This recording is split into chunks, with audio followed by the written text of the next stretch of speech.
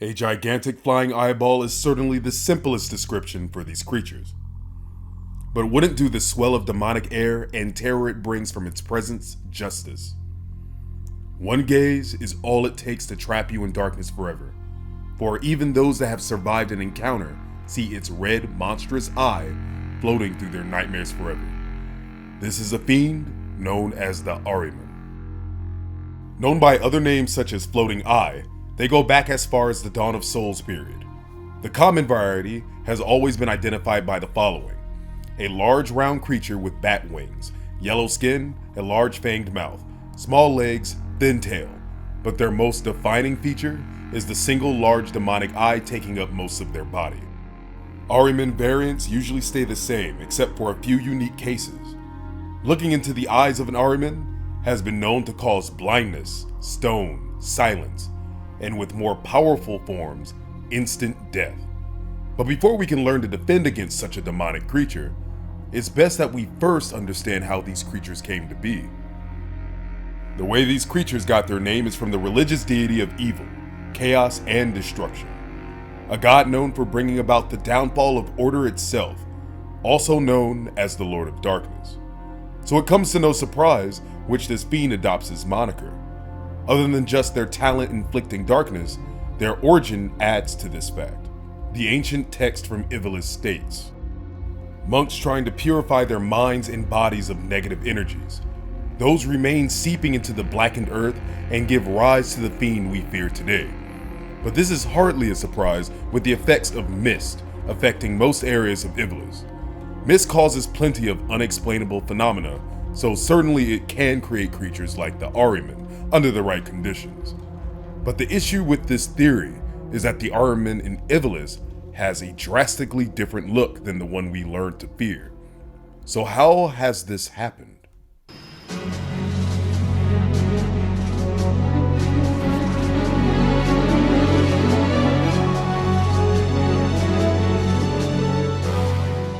Ahriman and Iblis closely resemble ghosts in the same region. They both have similar looks, but the color scheme is closer to that of a usual Ahriman. Also, most ghost-like fiends in Iblis have a gem at its center, but the Ahriman actually still has an eye. So what are they? Our theory is that Ahriman are demons, and this particular Ahriman is a demon possessing a human spirit. Undead spirits unfortunately are all too common in Iblis. How ghosts are formed will show you exactly how Ahriman in this region have taken this particular shape. Any soul, when trapped in a coffin by magics, will become a vengeful thing of passionate violence. The very first line proves my accusations. What is the earth but a natural coffin? The monks cleanse their spirits into the earth. Mist provides the magic, but instead of becoming ghost, gave chance for a demon to possess the flesh of the earth, becoming Ahriman. The Iblis version of them even have the abilities of nearly every other Ahriman to date. But how did they go from this to this? As I said before, Ahriman are demons, meaning they have had to come from another realm. With that in mind, this is why we don't always see the massive Ahriman over the smaller. This is because in Ahriman hierarchy, like demons, there are lesser and greater Ahriman, and this greatly depends on the host. I have two examples. The first is of the lesser. These creatures are called imps, not Ahriman themselves, but they have the ability to summon them. Yet, it's a completely different form, more representing of the imp itself instead of the floating eye variety, taking the form of its summoner's likeness, just like the Iblis Ahriman adopts the form of the ghost it was meant to become. The second example is in another way it travels to this world. If anyone looks into the eyes of an Ahriman, if magical remedies are not used, the survivors tend to have nightmares. They are peering into your mind from another world. But this is not just a curse, it's also a means of reproduction. In the land of Hydaelyn, they have encountered the natural form of the Ahriman. Here they classify them as voidsent and with a terrifying discovery. Ahrimans are of the family of voidsent. They manifest in the physical plane by investing their essence in the eyes of animals. If this happens on the animal's death, or if it happens naturally over time when a sufficient amount of energy is gathered, we do not know. But what we do know is that these natural Ahriman take control over the eyes of lesser creatures and eventually rips his way out, becoming what we see here, a pitch black flying monstrosity. For those of you not well versed in the void, that is the space of infinite potential and nothingness. We will cover this in deeper detail later. But for now, with all of this talk of Ahriman, we still have not come across how did it get its color. That brings us to the strongest Ahriman recorded, which is why I bring up the void itself. During the Cloud of Darkness apocalypse, the second recorded group of Heroes of Light encountered a terrifying greater Ahriman. From its gaping maw, it spoke. The ebb of darkness is getting stronger. Soon none will be able to stop it. As for you, you will never leave this place alive. Not only is it capable of human speech, it has access to some of the most devastating spells it would take first-class wizards ages to learn, and equally resistant to them. With its position and power, it was believed to be working with the embodiment of darkness itself. But then this leads to my next example. A summoner known as Marrow possesses an Ahriman as a summon, and as the summon evolves, so does its color. So why bring this up? From the evidence, it's clear that when an Ahriman is born, it doesn't simply grow large, not through normal means. The one in position of Marrow, for instance, was trained and changed his color completely. It is a greater Ahriman, but it has a purplish hue, while the greatest Ahriman had its classic yellowish hue and the skills to talk, along with other devastating magical spells. The color of an Ahriman determines its level of power. Sure, the smaller ones can be a pain, but their colors can vary, not being a true depiction of their power. While as the giant ones that are yellow have always consistently been proven to be a high-level threat. Anything below that is simply outclassed, which is why no matter the size, the stronger of them, the greater demons, will always be yellow, and the lesser, no matter what color, will always vary in strength and will nowhere be near the power of a greater Ahriman, with a few exceptions that we will mention later. While we are on the topic of threat levels, what can Ahriman actually do when on the hunt is very impressive. A wider range of ocular abilities with a wide array of effects, from Curse Gaze that can prevent the surge of emotional energy required to use limit breaks, to Glare that can assault your spiritual power, to the strongest of them, Gaze, that can cause multiple status effects at once. The strongest of them have access to some terrifying spells, such as Meteor and Earthquake. The lesser still have the ability to cast Tier 2 spells such as Spira, and status effects guaranteed to poison with Toxify. They are also masters of death. Earthquake kills targets instantly. The lesser still have access to Doom and Roulette. Some can even use Blaster, the same skill that makes Corel a handful. The only other unique skill is Divide, possessed by the Ahriman in Ivalice. But once again, being tied to the spiritual form rather than organic, this skill has been granted. Clearly, a fight with an Ahriman is the same as playing with death. If they can't exploit a weakness with elemental magic, they have plenty of non-elemental spells. If not that, their visual skills are just as dangerous, inflicting a variety of status effects. Then the threat of instant death is also easily wielded by them. So for the unfortunate adventurer who happens to encounter an Ahriman, what can you do? Fortunately, Ahriman are mostly located in the most dangerous places in the world or other worlds. Many times, only when a great force exploiting darkness appears. But lesser Ahriman do roam the world. In this case, one should avoid long-forgotten rooms and caves. Some of the strongest have only appeared in places of evil, such as World of Darkness. But note, they can also be found on the moon. As strange as this sounds, it further supports the theory that Ahriman are demons that tend to follow great powers of evil. During the reign of Cecile, he reported many of his strange findings. On his adventures on the moon, battled this beast. If avoiding a fight is impossible, then bringing accessories that grant immunities to status effects preferably death, and plenty of items to rid of them can be the best way. Reflect can also be used to send back their elemental magic, since they have no elemental immunities themselves. But this is only speaking of the lesser variety. If for some reason you run into a great Ahriman, it's best you just escape. For the professional hunter of the highest class, there are some beneficial reasons to their body parts. From the lesser Ahriman, their eyeballs surprisingly can be used to create something called prism powder, a powder that can render its user essentially invisible. Their tears can be used to cure blindness. They also have been known to have the very rare elixir, and carry protect rings. But be sure to properly prepare before hunting these creatures. With that said, we should go over the types of floating eyes that can be found throughout the world. Many of the other talents seen by the stronger ones are unique, thus better talked about in this section for what to look out for rather than the general assumption upon encounter.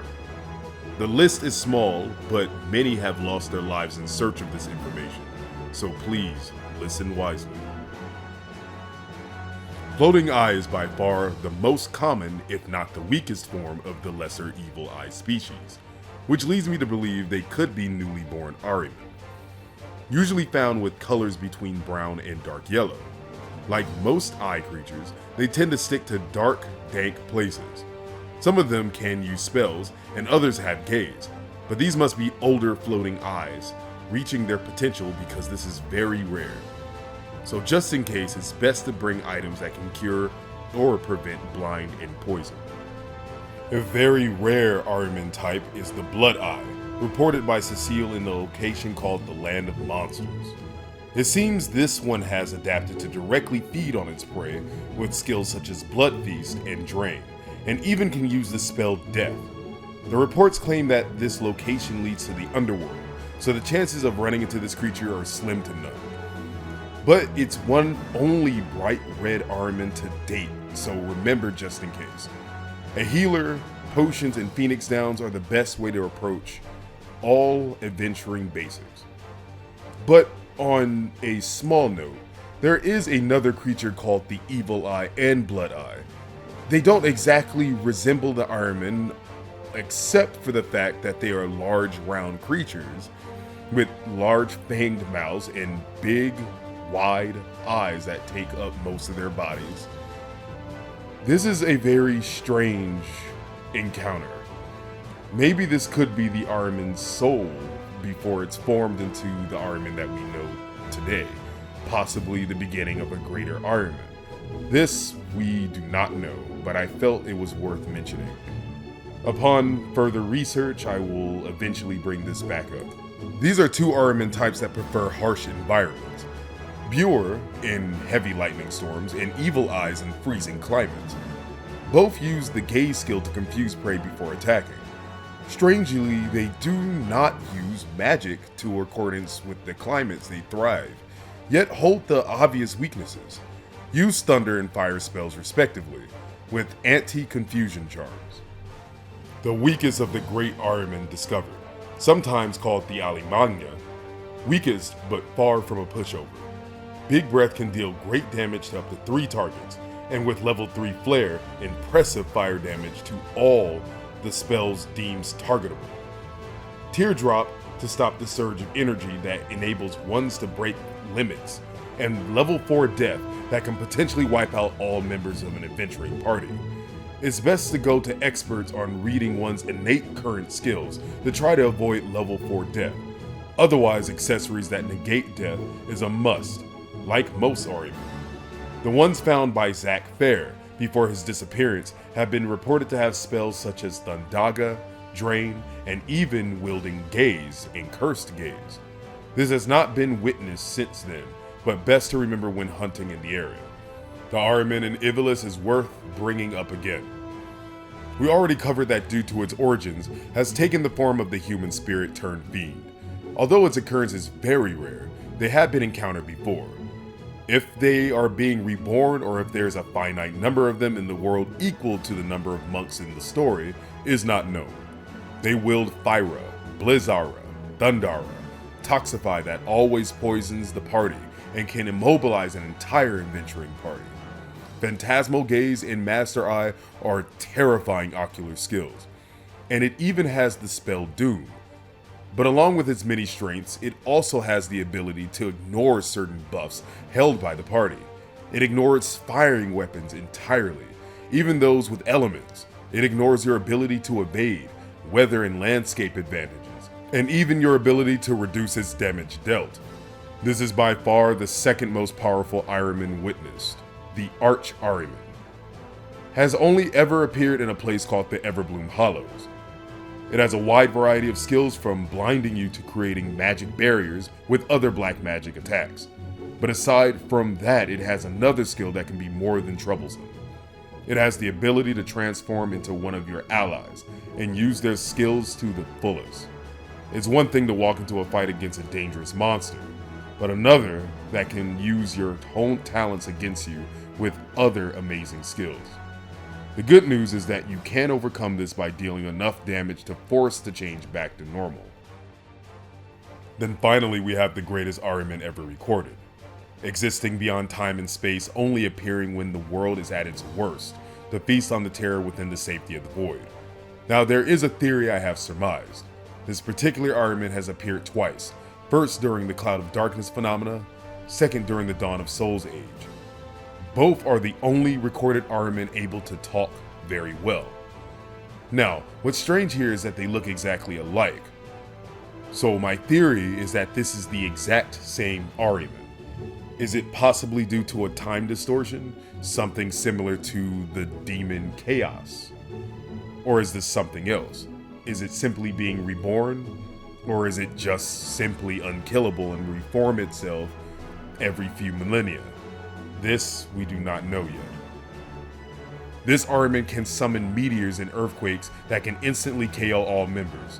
All third-tier element spells such as Thundaga, and spells long forgotten through the ages such as Blaze and Ice Storm. It can even heal itself with tier 2 Kiraga and the master white magic spell Kiraja. This creature is a threat to the world on its own. It required 2 different groups of warriors of light to stop it the first time, some of the most powerful warriors to ever exist. Your chances are less than slim, but if for whatever reason you feel this Ahriman may be lurking within your current time, report it to the highest authorities, most recognizable by its sheer gigantic size and having a second smaller eye over its massive one. An Ahriman can easily be an adventurer's first and last encounter. Even experienced adventurers can be ended if not prepared. They are demons that want nothing more than to bring terror to the world, so do not feel bad for slaying them, for these demons must be destroyed to preserve life itself. This living nightmare is called the Ahriman.